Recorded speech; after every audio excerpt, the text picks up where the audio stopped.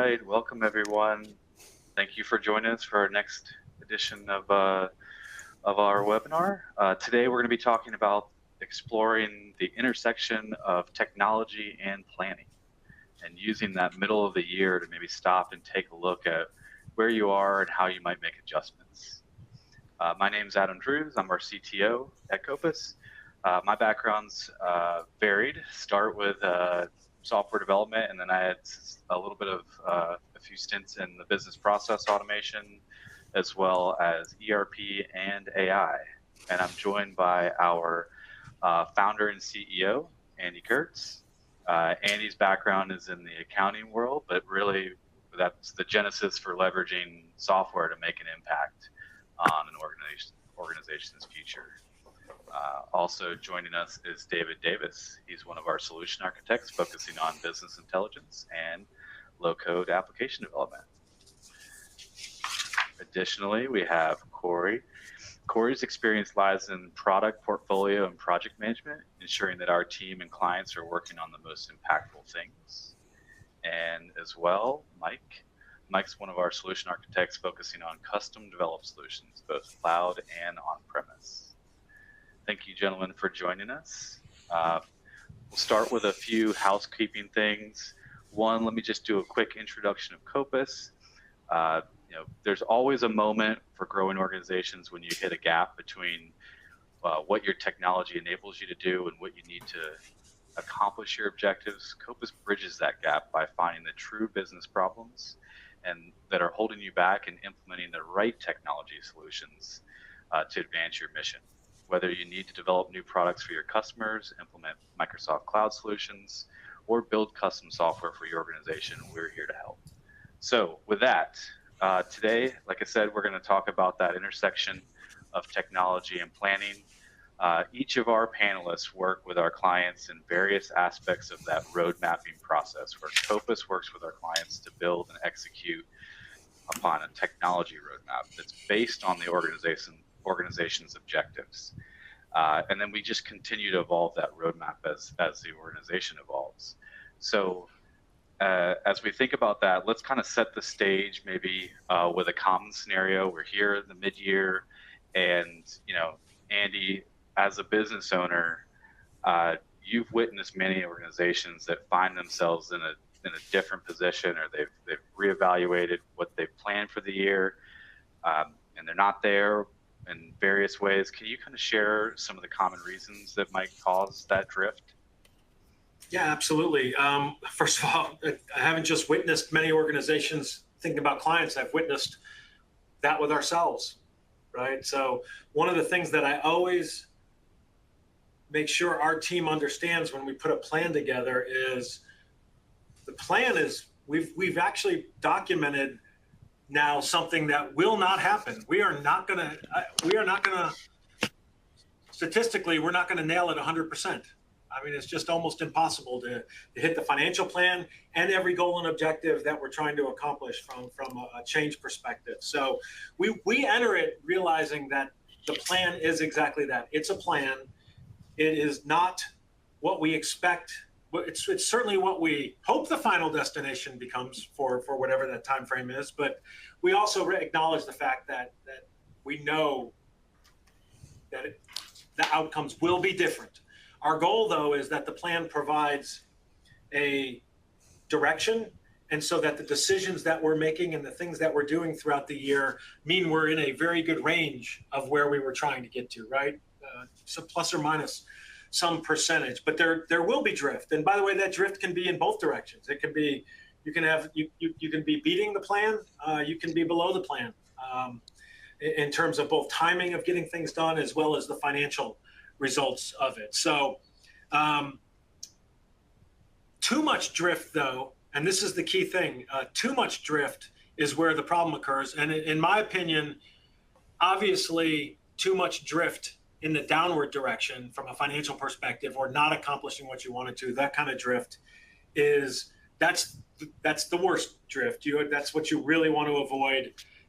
And so because you're obviously not doing the things that you wanted to get done and to accomplish, but there are costs to having upward drift as well, and not recognizing it and realizing it and being able to react to it. So there might be opportunity costs to pour into something that's working really well, to pour into it sooner and take advantage of it. So having those objectives where you can really monitor them and measure them is really important. Now, some of the things that I've typically seen, though, that cause drift is, number one, a lack of good planning in the first place. You know, the goals might have been fuzzy. They may not have been clear. The plan to execute them may not have been clear. So simply a lack of good planning and a lack of good monitoring around the implementation of that, the processes around the implementation, could be a problem. So, but then there are also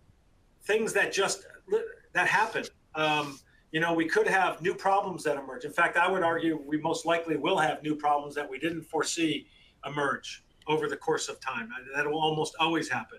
And you might have people changes that take place. People added, people removed. The market can change in terms of economics, in terms of status with customers and situations with customers.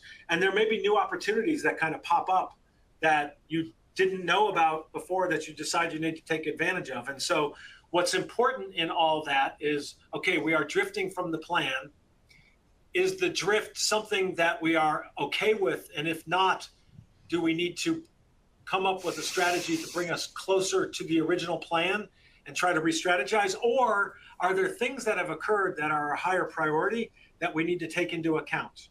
And so the only other thing I'm going to mention right now is we do think a very good best practice is to understand that things will happen. And so in putting a plan together, also make sure that you've provided your organization buffer so that things can be added midstream to the plan without derailing the original plan. So it's wise to leave a little bit of space within your organization to be able to tackle things that you didn't necessarily see originally. That makes sense. Now, you started to talk about this, but maybe another piece of context. What are some examples of the impacts of those deviations that the organization might feel? You talked about both positive and negative deviations, but how does that impact an organization? Well, ironically for me, when I think about pretty much any change we're trying to make as Copus, but also when we're working with clients and talking to them about things they want to implement and why, I have never been able to distill it down to anything except it's going to either be something that we believe is going to add more revenue. We're going to be able to sell more. We're going to be able to lower our costs of delivering what we're delivering. So whether which makes us more scalable or whatever that is, we've lowered our costs, or we're mitigating a risk, which to me is almost a 2B. It's a potential cost that we could incur in the future. So we're mitigating a risk. And so I always look at the drift and anything where we're not accomplishing a goal as, in the end, if we really distill it down to its core, it's affecting one of those three things. Our drift is either causing us, and let's make an assumption that it's a downward drift. We're either not achieving the revenue we thought we were going to achieve. And it may not be that we're not achieving it this year. It could be that the goal we have is to develop a solution that we can sell next year. Well, if we're off track on the development, what we're affecting is next year's revenue, but we're still affecting revenue. We're still affecting costs, or potentially future costs. We're not mitigating a risk like we need to. So, I mean, I think when you ultimately boil it down, the drift impacts one of those three things. Yeah. Now we've kind of set the stage where we've got these various maybe objectives we're trying to hit. Whether they're off track in any direction, they begin to have some kind of impact. Corey, in working together, I know that impact and being clear on impact is a passion of yours. Can you share, even as a technology company, kind of leaving technology out in the beginning when we talk about impact and being clear on it? Sure. I mean, I think building a little bit on what Andy was talking about as well, I think we first need to define what we need, what we mean when we say impact. We talk about impact, talk about business value that a certain activity has, right? So in theory, it could be negative business value as well as positive business value. And because we use the word value, in my estimation, value is actually quite subjective. So we should keep that in the back of our heads as we talk through this. But the most important thing here is because of that subjectivity, there's many ways that impact could be seen, but they usually do boil down to what Andy mentioned, which was adding revenue, lowering costs. I like to think of that being in the operations team as lowering costs is increasing efficiency and scale, and then mitigating a risk that could come up in the future. So I think another thing to keep in mind as we talk about business value is it needs to be measurable. With measurable being that second qualification of that term that everybody's familiar with having a SMART goal. That's the M. I think it provides the potential path to prove that the value is real. It also has a lot to do with drift. So when Andy was talking about drift, if we aren't really aware of the impact of the things that we're pursuing, can we actually quantify the drift that we may have seen or will see in the business plan, right? So if you don't have any statement of a business value, you actually cannot necessarily be in a position to greatly quantify what that drift may be costing the company. So with that, another tie into a SMART goal is that the business value should be specific, right? So it's really easy to say like, man, wouldn't it be great? This is really going to save time, and you just stop there. I think that's a statement to start with, but it's not specific, nor is it measurable. So I'd say a better example would be by implementing this change, we could actually save upwards of like 15 seconds per transaction, which actually translates to saving over 416 hours of over 100,000 transactions. So that seems more powerful to say if this is specific and measurable, I can actually quantify what that particular change is. And then ultimately, if we are not pursuing that change because of drift, we know that we have now, in theory, cost ourselves at least 416 labor hours. As far as getting back to the other part of your question, impact and technology, and really how should those two play with each other? I think it's important, in my estimation, to focus on the desired end result first. I like to say, and I've heard others say, I should consider it a dream, an audacious goal that you're initially trying to keep away from the what if, or keep in a what if state, I'm sorry, and guard it from the influence of how. That may not apply in all situations, but it's worth considering as you imagine what may be. As far as keeping technology and actually tying that into here, keeping that out of discussion, if you just jump, which a lot of us are very apt to do, we try to jump to a solution, especially us at Copus. Technology is our lifeblood. So we're like, technology can solve everything. Fair, maybe. But when you're talking about that, you're actually talking about a state that exists and technology that exists, and it can greatly influence that desired end result to reflect perceived capabilities. You can actually, in other words, dumb it down.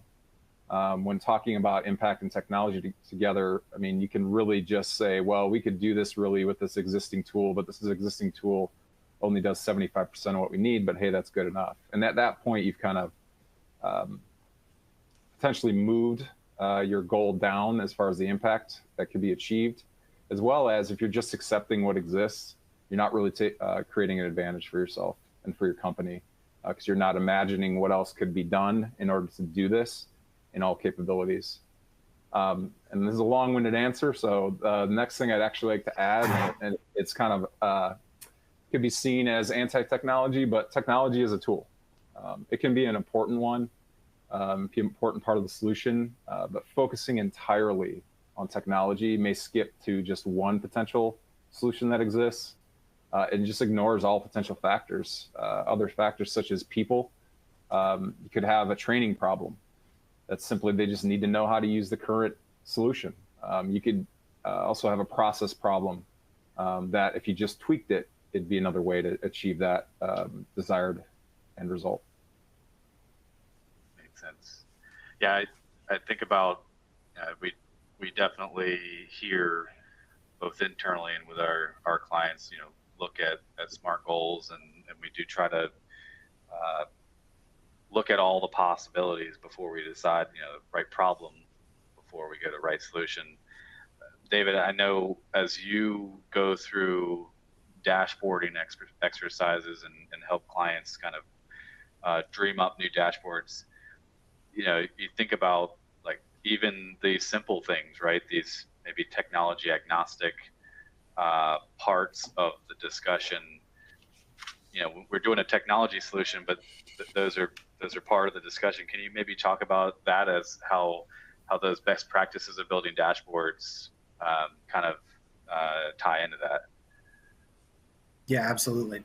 So SMART goals speak to my heart really well, because they're easy to kind of define and lay out. But honestly, those are some of the things I'm looking for when we start to build this out. We found that a good dashboard tells you where you are. I mean, it's a quick view of where that is. But a great dashboard speaks to more than just one person. You can dive down possibly into simply plainly explaining where your success lies in the hands of a department or even a specific role in that department. So various levels of visibility, measuring success in those areas. Another thing I'm looking for in those is typically those metrics, Andy pointed out, have thresholds that kind of bound your drift or mark your drift. And it could be good or bad. It could be up and down. Or maybe there's a specific goal you're looking for. So those things help paint the picture of how well you're doing in that dashboard. So again, I'm looking for a specific goal, but ultimately, the metrics that I'm putting on a dashboard should be tied into the company's objectives, right? There's lots of data out there and lots of data that add value in some way, shape, or form. But ultimately, what I'm looking for are the key metrics you're looking to drive your business. And if they are out of bounds, then what do you need to know to get them in bounds? But a problem that a lot of organizations have, and we've experienced this internally as well as externally, is trying to make sure that you have a very clear definition for those key measurements. What does it mean to measure that particular objective or that quantify that value? And if you don't have that definition of data, it leads to confusion, it slows down decision making, and reports give conflicting information. As you can see, the chaos is really readily evident. It's very important to carefully define those terms, and also to use a common language. So you don't want to come up with an abstract term that nobody really understands the value of. But you use these terms, and they can be shared across the organization, so they're clear and applicable, and they transcend kind of a department or a role. So basically, to summarize, the things that I'm looking for is metrics that break down a monthly or even daily work to achievable objectives. I'm looking for a common data definition for those metrics. I'm looking to create the bounds or the thresholds for those goals. And that way we can determine whether or not the metric is in line with the organization's objectives. I'm looking to identify the attributes that can isolate or raise up successes. Maybe it's by a specific employee or a business line, but to identify how well someone is doing in their objective. And lastly, I think this is really key as well, is making sure that responsibility is assigned for those metrics. Who's responsible to see that the metric succeeds? And that it moves forward, and also making sure there's visibility to that metric. Awesome. So, I think about where we are right now. We've just sort of defined the problem, and we're beginning to agree on language, and we're at the point now where we're ready to start building a roadmap and making changes and defining what the success looks like going forward. Corey, can you maybe talk us through how that process might go? What does it look like to build that initial roadmap? Yeah, so I think just keeping on the topic of SMART goals, right? So if we're assuming that we either have had or have revised to the point in which we've created SMART goals for ourselves, and that it becomes our target destination for a process or a business overall, that gives us our target, but it does not give us our map, our path to how we do it, right? So road mapping, by virtue of its name, that's the process that you start mapping out the journey to that destination. So you start identifying those smaller steps, the action items, they become smaller and achievable goals. With that, really the SMART goal being the North Star, or something that you're trying to align all these other steps and all these more achievable goals to.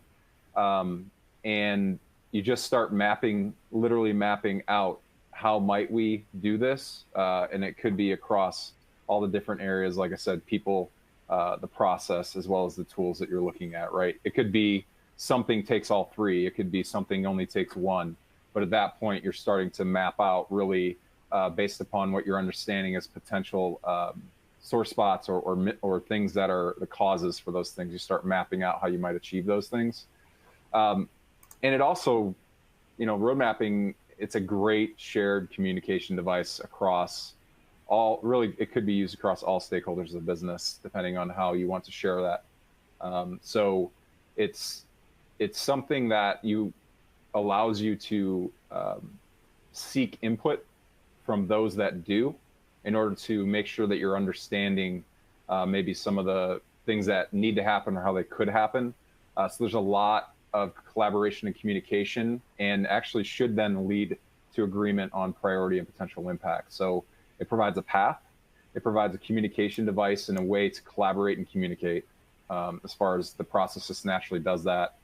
On the flip side of it, as you're doing that, it actually begins to shine the light on the realities and the challenges of the journey. It's the how now begins to take shape, or the I don't know how begins to take shape. So oftentimes you're left with more questions than answers at the beginning.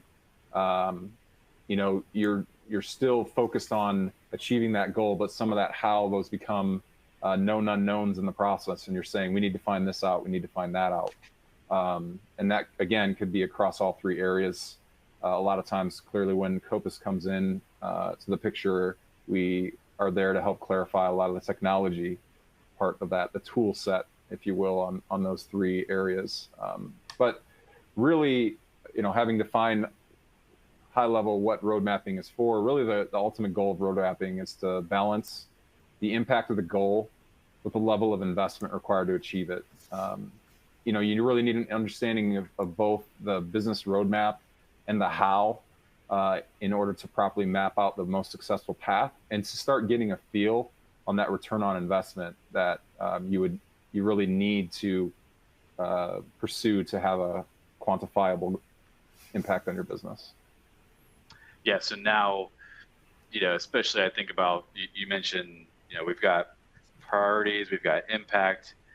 We're starting to build out a rough idea, but we wanted to get it nice and achievable. So we're trying to look at things like risk. And so at this point, we've got a plan, but to sort of really make that plan more actionable, unless it's just a load of small things, which can be very actionable.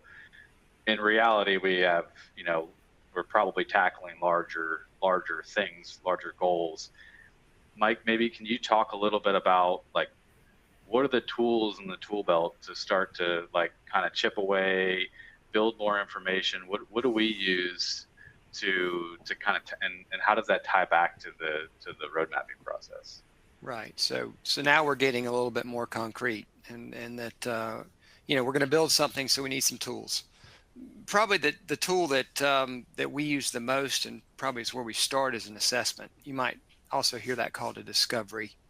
It's likely the first step. You have to remember, so software models process, that's the right way, or it's supposed to. I mean, we'll run into somewhere where the processes exist because of some deficiency in the software. You've got kind of that tail wagging the dog situation there, and an assessment will uncover that. So software models process. So we really start with an understanding of what is your current business process and how are you modeling that with the technology. Are you modeling that with technology? It might be that you're printing that pick list out and you're walking it to the main, or you stack of them, you're walking them over to the warehouse. That you're not using software to model that process. Now we need to know the process. So the process informs the tools we use. It's nearly always a preliminary step in the buy versus build. So we're looking at, do we build something? Do we buy something? We really need to understand the process. Another tool, sort of smaller tool, let's say, we'll call it a spike. It's a reconnaissance mission. It's the input is research and the output is knowledge. So we would use something like this when we think we don't have a lot of experience in this technology, but we have a hunch that this might be useful. So if the spike is successful, it gives us an understanding of the capabilities of technology and its use. So doesn't mean that necessarily that's the pick for it, but that's what a spike is for. It's for investigations, for reconnaissance. Recently, I can tell you that we did a spike on some .NET MAUI technology. So again, we're getting specifics. We weren't sure if it was going to work or which way was the best way to do. So we did a spike to sort of prove. And we came out with some good information on that. A little bit more in depth, an actual software product that we built would be a proof of concept, or I just call them proofs. And many times a proof will follow a spike. So it's a small working piece of software. And if the goal of the spike is knowledge, the goal of proof is to prove that what they know and ensure what we think will work will actually work. So you actually do have a code that shows you best practice, how this will work. And we come out of there knowing that it's going to work. So best practice, yeah. So, there's going to be things in a roadmap that are significant in size and complexity. The more we can break them up, the more we can de-risk them, the easier it is to act with confidence. So we use assessments, we use spikes, we use proofs, and some other tools to get more information for better decisions. So, Corey, I know we've heard this in the past, but we've heard sometimes things like, hey, when we're talking about like a discovery or something like that, maybe we're paying you to tell us how much something costs. And while cost is an important part of the equation in a roadmap, it's maybe not the only thing as part of the deliverable. Can you kind of describe the importance of these tools and the deliverables that we're producing, or anybody produces as part of these steps in the road mapping process? Sure. Well, first of all, I think I want to just say it's pretty easy to have that impression on the surface when you have so many other industries in which you just show up and get your oil changed. But then all of a sudden you throw a Mini Cooper at them and they're for the first time and they don't know what to do, and they're literally pulling everybody together to then pull the coolant out, which I have witnessed because that's my daughter's car and they didn't love it. So they were doing a discovery right in front of me. So at that point, they were trying to figure out literally how to change the oil, and I witnessed it. It's easy to think that on the surface that you're paying just to get an estimate, but that's not actually really true. Going back to some of my road mapping comments, you really need an understanding of both the business roadmap in order to truly map out the how to get the most successful path. Some of those driving factors as to the problem statement, if you will, need to be understood. And then the current state, the as is, comes out in the assessment. A lot of people want to jump to the to be state. This is what we want. This is what we want to happen. Not necessarily understanding that the as is really affecting what your vision is of what your current state is, as well as your to be. You might be limited by what you've seen in your as is environment. And having an outside look into that can really be useful.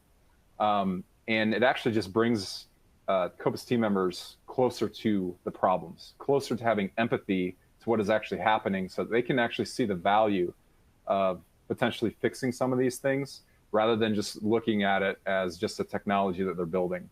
The other thing there is really anything within a roadmap is there to execute a step in the roadmap or reduce risk in things that are not accurate. If that's the part of an assessment, right? We're actually trying to get in there and almost proof the roadmap to make sure it's accurate, it's accurately stated.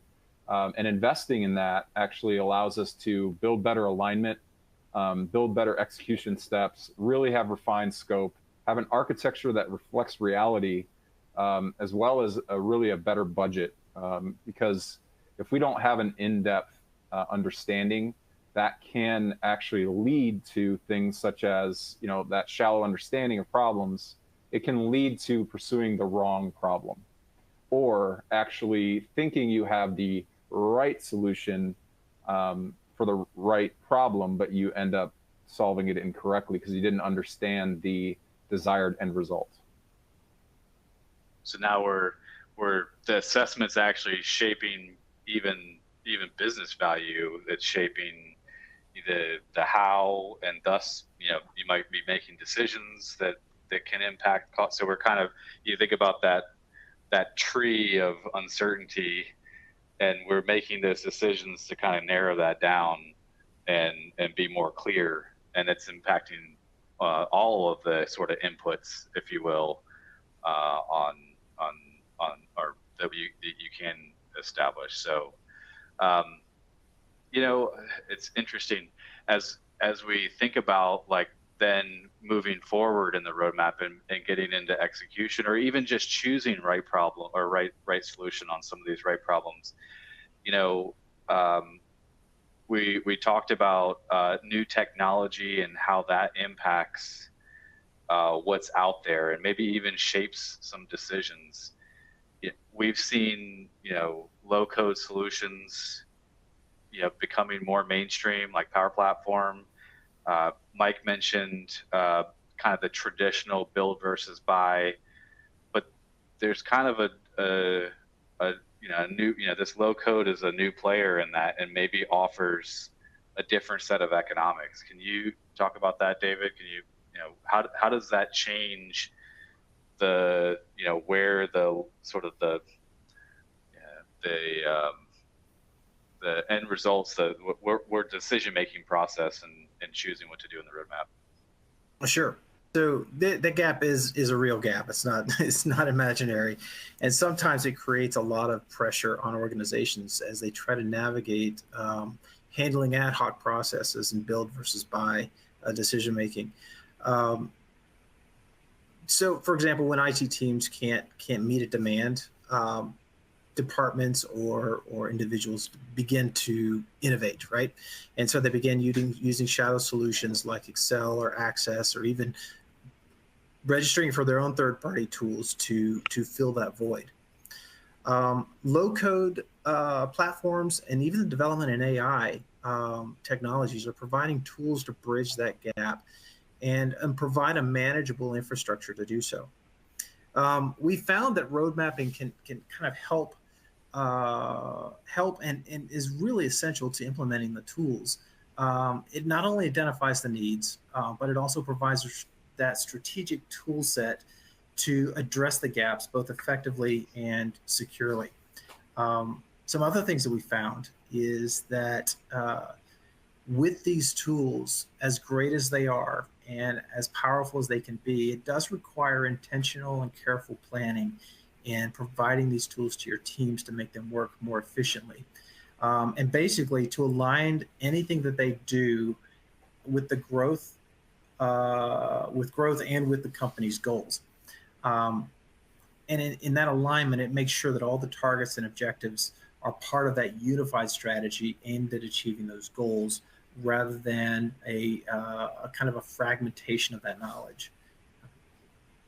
And so we have a scenario where in the past, maybe we either can, make do with ad hoc Excel, and IT saying no, because we can't go all the way to build versus buy, right? That's. But now we have some other options that maybe change some of the economics. But in doing so, you're kind of intentionally choosing a platform, maybe, and putting some guardrails around it, and so that that tool itself, there's another tool, doesn't grow out of go out of a governance non-compliance. Going back to one of the things that Mike said, Andy, we've talked about things like innovation labs and as a way to perform a spike. Can you maybe talk a little bit about the impact of doing those spikes in these new and unknown areas? Yeah. Listen, I think Mike's phrase, "I don't know how," is a great one, right? So the reality is typically, and we talked about the assessment and the, oh my gosh, I'm paying you to give me a price question. With technology, there are either out of the box solutions, and we literally know this solution is pre-built to solve this problem, and it's incredibly simple in terms of there's not a lot of moving configuration options or levers that we can pull.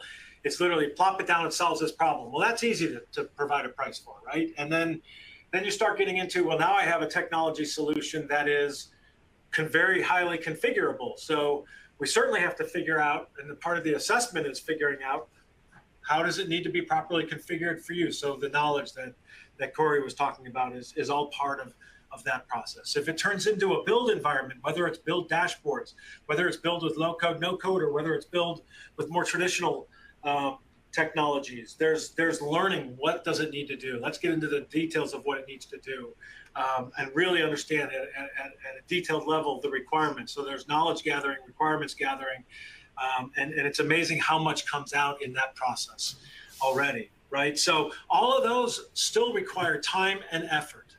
And quite honestly, somebody like us, we know what it will take in all of those scenarios. We have an idea, but there are times when there is a problem.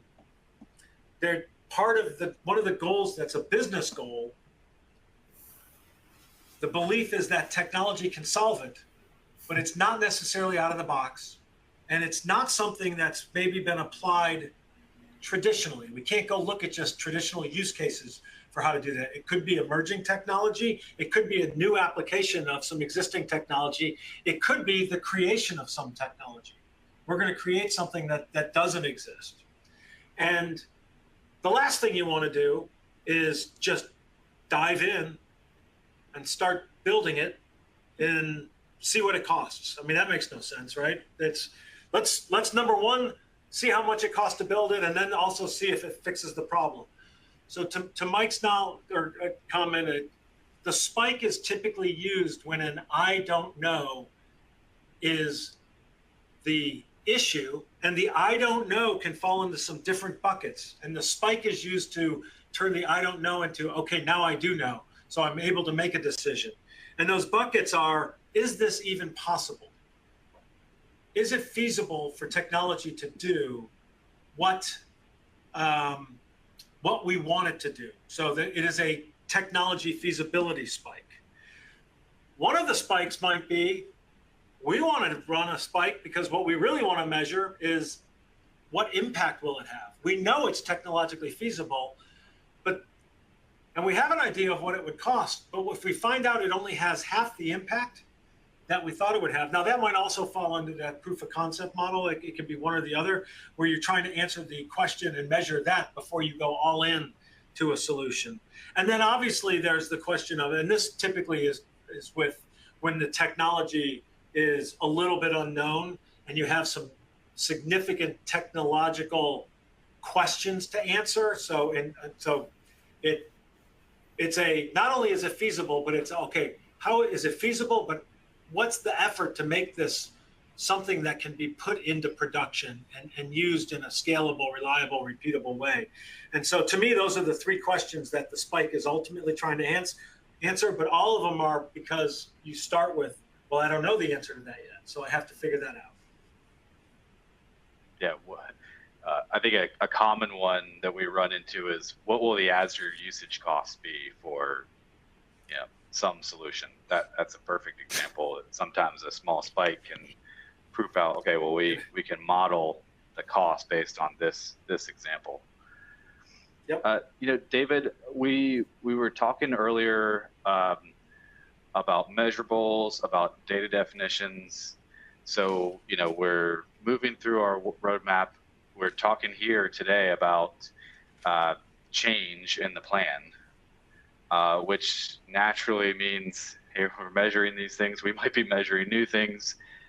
As you look at organizations who are moving up that maturity model and becoming more data-driven, how does that impact planning? How can you talk about that? Yeah, so keeping good records of the past is what helps us understand what's happening and to make better decisions. But a lot of times, if we're not cautious, the grain or the level at which we capture detail may not be specific enough. With planning, with deciding on what those definitions are and where that data comes from, it's important to use tools that automatically capture and gather that data and then ultimately share that with the organization. So we don't have to do it by hand. A lot of organizations are suffering from having to collate all of their data in spreadsheets and various forms. It results in duplication and manual errors and things like that. And so as you start to develop a model and a data definition, and you start to collect this data in maybe a central repository of some sort, it allows you to not only see what's happening with your current goals, but if you have to make that shift, you have data at hand to determine, is there a reason to move to another objective? Is there value in adjusting? And if we do adjust, what would that do to help us in meeting our goal? So you can quickly change plans when needed and make sure that the information that you have is reliable to support those changes. One of the questions that was asked early on was, how should organizations test their metrics to ensure data quality? To really build on that, organizations should regularly check their data to make sure it's accurate, and just doing some fact checking on it to make sure that the data is accurate. Reporting tools and integration rules can be built to kind of manage that. But treating this step as something that comes before everything else is really critical to making sure that you're getting good data-driven decision-making information. So these ultimately. Go ahead. Oh, sorry. No, please go ahead. Well, I was kind of thinking, because it made me think of one of the things that Corey mentioned, and Andy mentioned on those kind of three topics. Ultimately, we are. In this case, maybe identifying something as a risk, right? In the future, we might need to change metrics. In the future, we may have, we want to ensure that our data is clean. So we have pieces on the roadmap that ultimately their value, their business impact are risk reduction. And so we may prioritize, they should be in the list of priorities. It depends on, your organization's goals, but those kind of help drive where they land in the roadmap and what their priority is. Oh yeah, absolutely. So let's say now, Mike, we've done some of those things. We're maybe more agile in our planning. We can move a little bit faster. Can you talk about how we might actually accelerate our roadmap? So, well, one of the reasons is, should you accelerate, and this is what David was saying, data in my mind proves the roadmap. if you're meeting your objectives and the data is showing your sales are on track, or customer satisfaction numbers are what they are, or number of tickets, solved, something like that, you gain some predictability about what your return on your investment is. And so predictability, I think makes you a little bit more comfortable in accelerating and taking on more to invest. So, data provides awareness for decision making. So some of the big decisions you're going to make when you're looking at roadmap is, I got big movers, I'm going to swap out my ERP. Huge mover, it's going to take you way down the road on your roadmap, but it's going to be a really, really heavy lift. Or you've got your quick hits where I can implement these things, not going to move me as far. So how do I prioritize? And so, hopefully if you're measuring the right metrics, that data would help you make those decisions and accelerate you down the road. Yeah. So maybe a final question, from my perspective, and then we'll maybe start talking through some of the Q&A we've seen come through. Andy and Corey, maybe Andy from a business perspective, Corey from a process perspective. Can you share maybe some final thoughts on even things like iteration and consistency against the roadmap? Yeah, I'll just say from a business perspective, from my experience, sometimes big change is needed, right? So don't want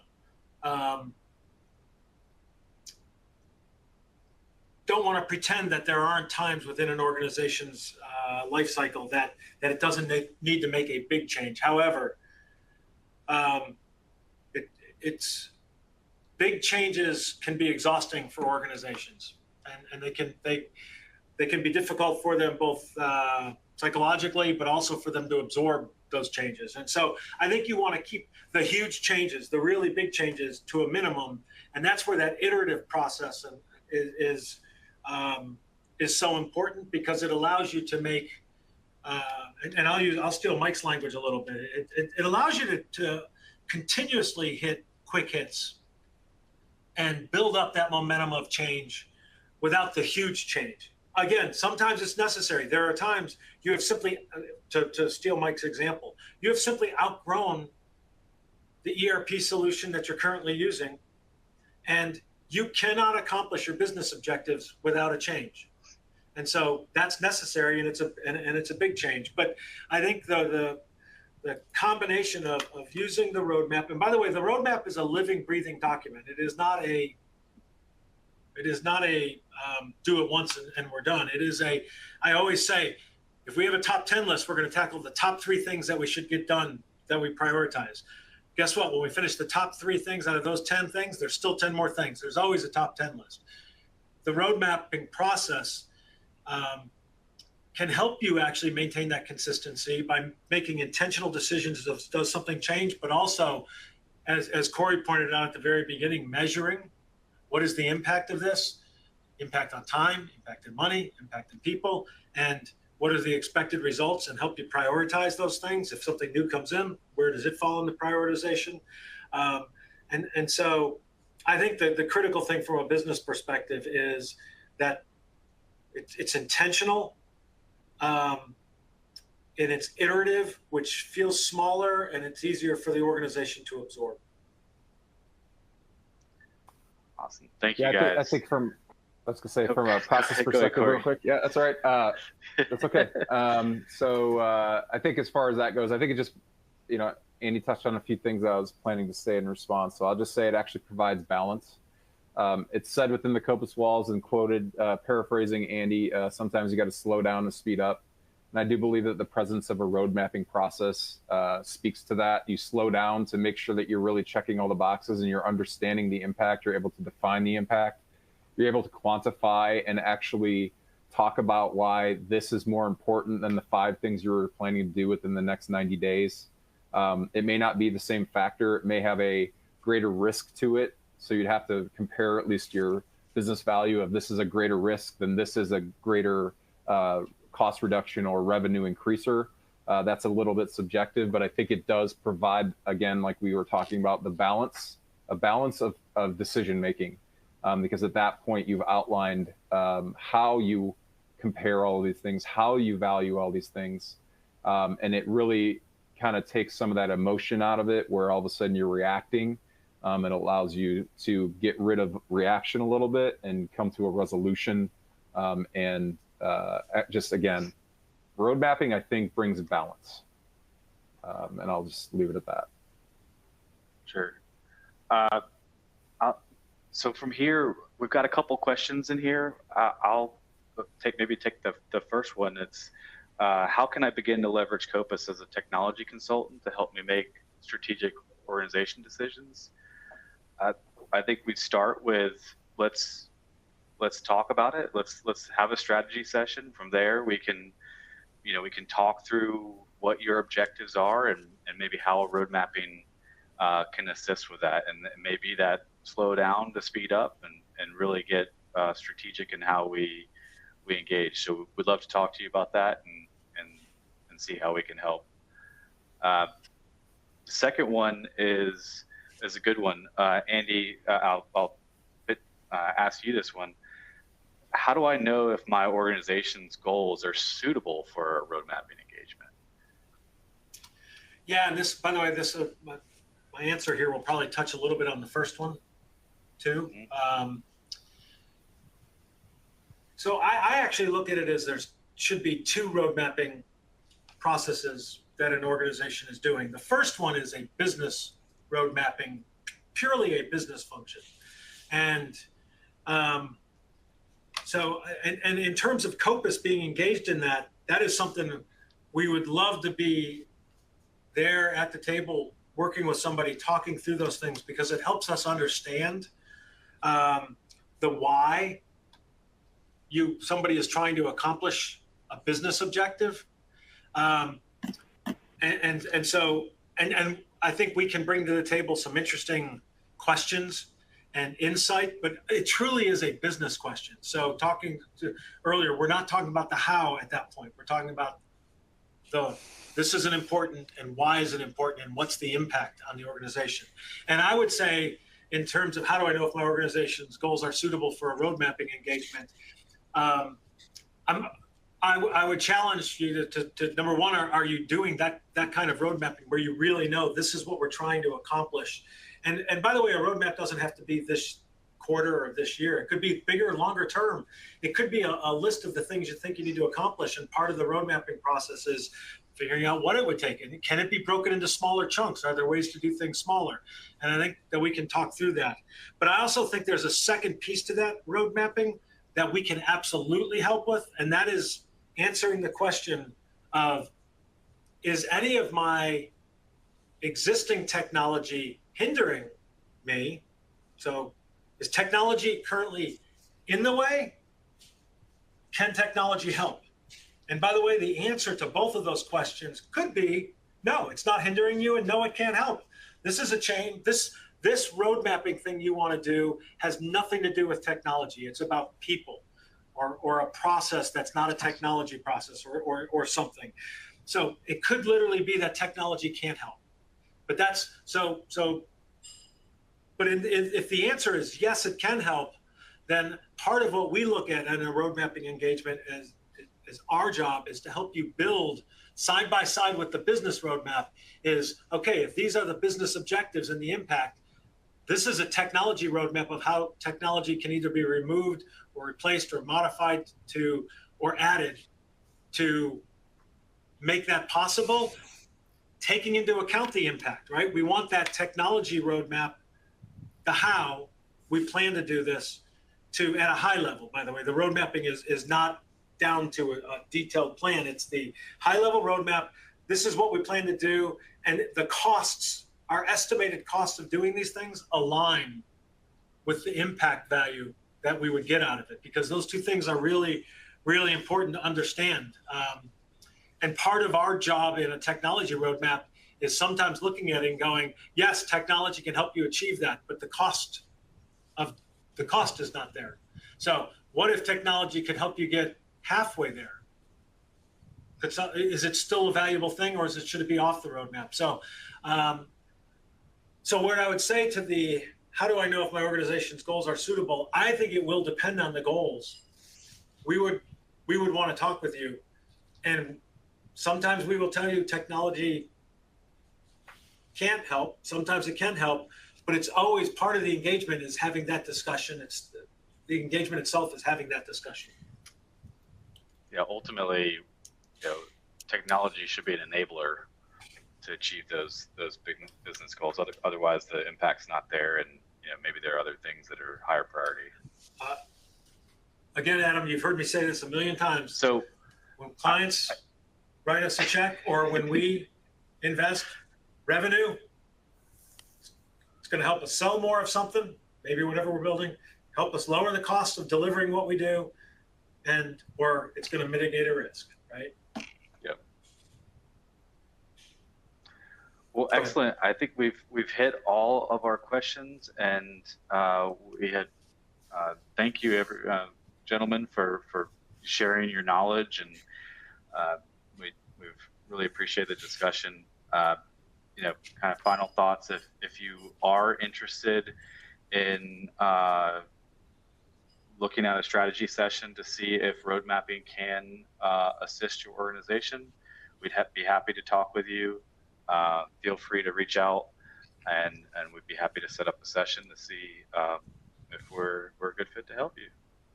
And with that, I thank everyone for joining and wish you well in the rest of your day. Thank you. Thank you. Thank you, everybody. Bye.